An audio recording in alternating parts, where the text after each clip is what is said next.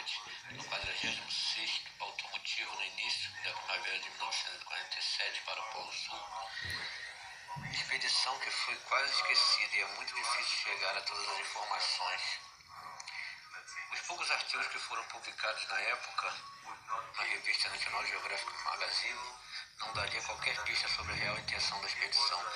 Foi uma operação naval enorme que envolveu porta-aviões, vários navios de guerra, submarinos e provavelmente 20 couraçados, envolvendo 4.000 soldados da tropa dos Estados Unidos e contingente britânico e russo. Foi uma operação maciça, não foi como eles apresentaram.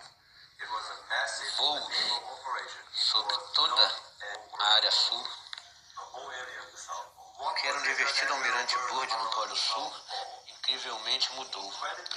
No documentário oficial da Marinha Americana, encontramos imagens do que o Almirante Byrd realmente teria encontrado. O espanto pelos seus aviões desaparecerem muito rapidamente. Muitos deles colidiram com barreiras invisíveis e se desintegraram em pleno voo.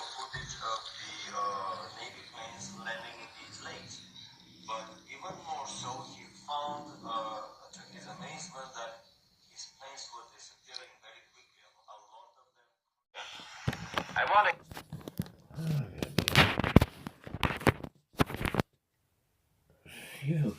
give full credit.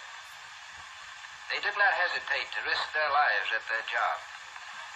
Now the North Pole is the center of a deep ocean, whereas the South Pole is the center of a high plateau, which averages 7,000 or 8,000 feet in altitude. There is no life whatever beyond the edge of the world. There are no Eskimos. It is too cold for human beings to live there permanently. When we left on this expedition, we were, to put it very mildly, extremely anxious to find out if it existed. Here is our supply ship, the Rupert, just a big unprotected iron ship of 8,000 tons. Here is our icebreaker, the Bear, which we took as a protection for the personnel of the Rupert, and also to use exploring in dangerous ice areas. We took with us this time 150 Eskimo dogs, and more than 14,000 different kinds of items for 2 years away from civilization, where there were no supply depots around the corner. Day followed day, week followed week, as we penetrated the great Pacific. We headed straight south, and here we have an ordinary unprotected iron ship, sailing in seas no ship had ever been in before since the world began. It wasn't that we were any better than our predecessors. We simply had a more open ice here. We bucked the ice till we were finally stopped by an impossible pack. Impossible, at least, for the Rupert. But we wanted to see what was beyond the horizon. That's what we came for. And for that purpose, we had another string to our bow, aviation. We retreated a few miles and managed to find an open lake in the ice field. So we proceeded to put the plane overboard. We had to execute this maneuver as rapidly as possible, because we knew that under the influence of the wind and the tide, the fields would soon close in around the ship again. In fact, the ice is already beginning to close in. Our plan was to go south with our steamer until we were stopped by ice, and to take up the attack on the unknown with aviation. And now at last we are going to find out what was in the southern part of this mysterious part of the world. For after battling the bad weather, here we are 240 miles within it.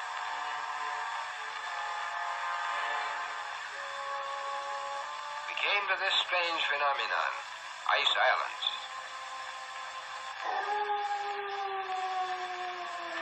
This was a strange and weird sea, steaming through what giants were guarding.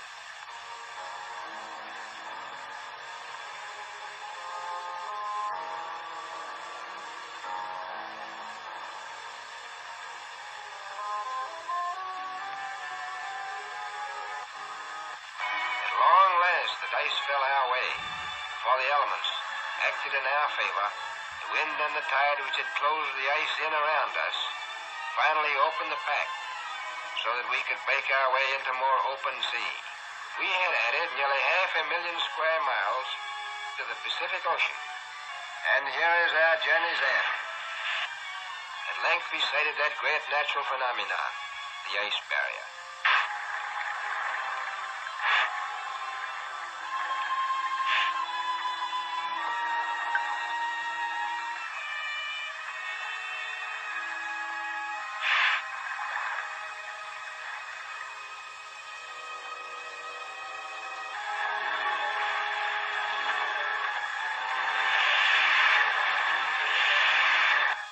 I knew it would be taking a big chance, but it seemed the only way. As we started alongside the barrier with our ships, suddenly the edge shifted.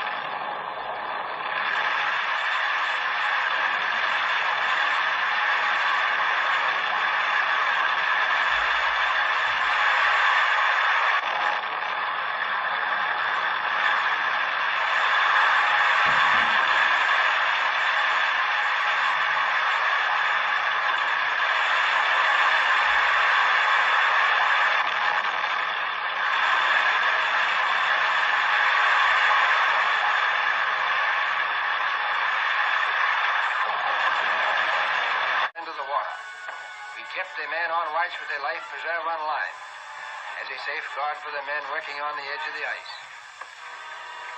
We were working against time to finish unloading before the fall freeze-up, when the ships would have to return to civilization. You can see what a tough job we had to transport 400 tons of material through this area. The bay ice was constantly shifting and cracking, and pressure ridges were being formed as we worked by the irresistible force of the slowly moving ice cap. I have never seen men work so hard. With 24 hours of daylight, they could and often did work the clock around without stopping. We call this period the White Nightmare, and a nightmare it was. The hardest work of all was this man-hauling of sleds, which we had to do in order to get unloaded in Eskimo Huskies, still the backbone of polar exploration. They can go where no tractor could ever go. You can't do without them. The Rupert must go back to civilization, because the bay would soon freeze, and she couldn't stand the ice. Now, the only person out of 150 men to get sick to get another doctor. For I pledged myself not to risk men for a year on the ice without medical care. There would be anxiety over the bear. Suddenly, without warning, a storm hit us before we could get all of our food and other vital supplies stored away. And all hands had to work frantically throughout the storm to prevent the loss of food boxes under deep snowdrifts. The storm lasted for many hours.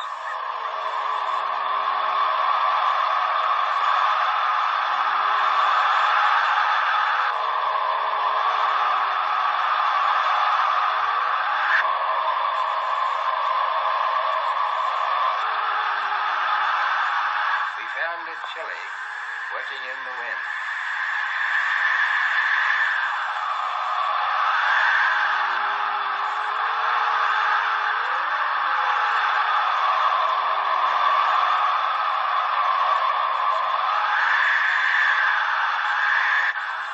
And when it was over, there was a bit of digging to do.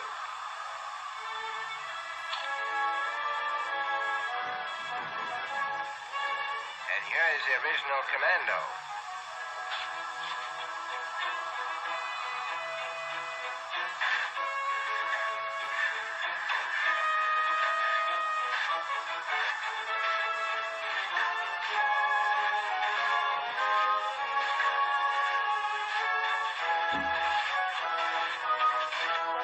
The honor of leading this expedition belongs to Admiral Richard Byrd.